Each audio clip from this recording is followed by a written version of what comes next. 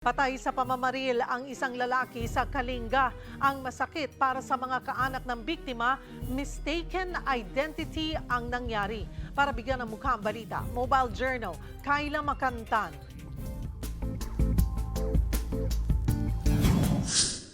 Nagpapahinga lang ang isang senior citizen na welder na malapitan siyang barilin ng riding in tandem sa Kalinga.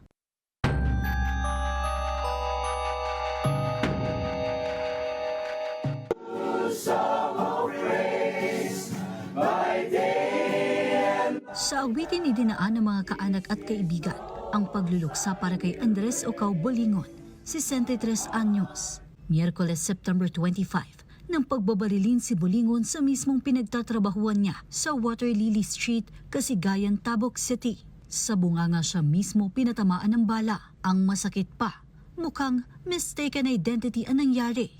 Ayon sa ating investigator, napagkamalyan. Yan daw ang parang nakikita. As of now po, ongoing pa po yung investigation.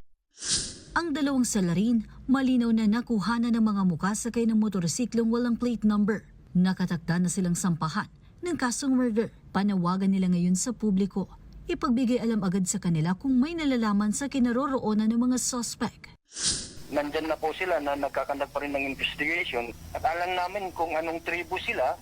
Magkaroon na ng linaw na tayo dito. Ang mga kaanak naman ng biktima, tanging hustisya ang hinihiling sa ngayon.